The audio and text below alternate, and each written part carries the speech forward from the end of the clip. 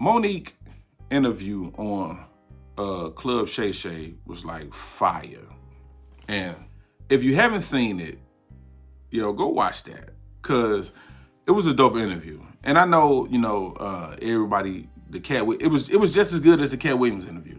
So if you want all the name drops and all of that, that's in there too. But all of that got highlighted. But it's a particular spot on there, portion on the show that I feel didn't get enough highlight. And we know why, because the drama and all of that shit, that's what sells. I get it. That's what's clickable. But in her story of her talking about what she was going through a few years ago, and I'm sure to this present day, she spoke about her husband. And the way she spoke about him, man, was like, it made you want to be a better dude. For real. Because if your woman not speaking about you the way she speaking about her guy, and I don't know the guy's name, so forgive me, but the way she speak about her husband, hey man, we all have room for improvement. Cause she had him on such a high pedestal to where it was just a beautiful thing to her. It was just so refreshing, especially during the man versus woman phase. And I can't wait for this to go away. The way she spoke about him was just refreshing, man. And let me say, that's why we should all reserve judgment. Don't be so quick to judge, because there's always two sides to every story. It's really three different truths. Each person's truth and God's truth. But they did a number on her. Like, they really did a number on her. Like, they had us looking at her really crazy, yo. Her and her husband. Because the way they tried to demean the husband, man, doing her trying to get the business together, like, it was crazy. It was crazy. Like, they had us looking at her and her relationship, like, in a weird way. Like, they did a number on her. That's why, man, these outlets, you got to use your own. You got to use your own, because they'll have you out here looking bad. And they had us looking at her crazy. And honestly, man, I think we all owe her apology. She got receipts. People have admitted to doing things to her. Some people have already apologized and made it right. But the way that they were talking about her husband, like, making him look like he's and he's her manager, but they was making it look like Monique was just like his meal ticket, or he's along for the ride. Cause you know how the media treats the husband when he's not the famous one, when he seems to be the regular person in the relationship. The man really doesn't get any kind of respect. You saw that. You saw that with Keke Palmer's situation. Like, they was telling little buddy, just shut up and be happy that you are there.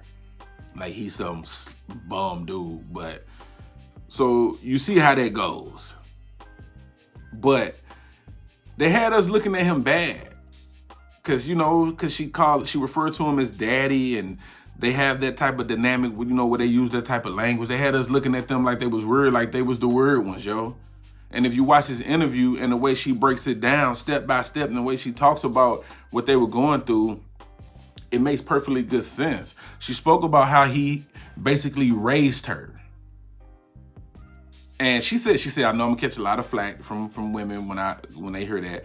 But then she went on to elaborate about how she was she was young, getting that bread, because they were like best friends at one before they became lovers. How she was you know, young, doing her thing. Can't nobody tell me nothing. I'm gonna do it like this and whatever. And he basically helped her mature. He showed her that's not it. That's not the way. That's not how you find your happiness. And he showed her. And I think we all need that.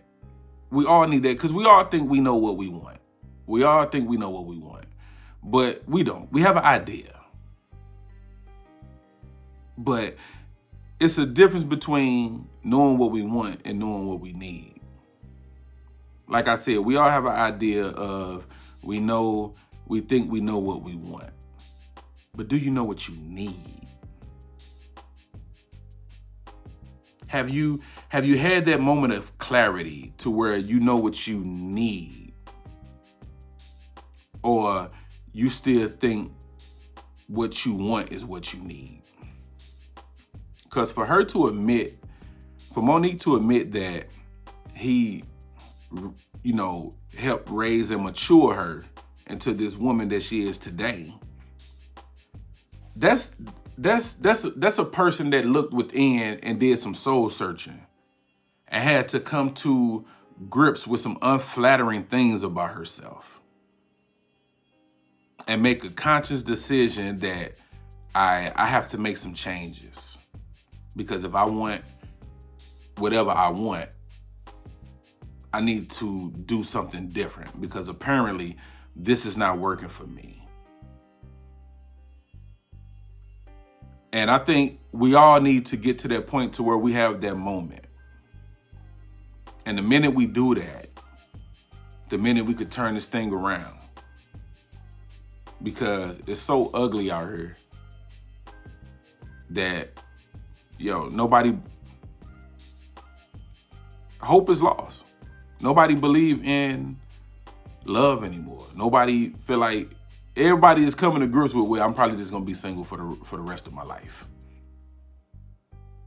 And that's sad. That saddens me. You get to the point where you just be like, well, I'm probably ain't gonna, find love. Or love ain't gonna find me. And that's just not a good thing, man. That's not a good thing. But the way, just the way she spoke about him, because they did a number on her. They had us looking at Monique like she was, difficult attitude, like her husband was like controlling her and running her, and they just, they had us looking at them real crazy.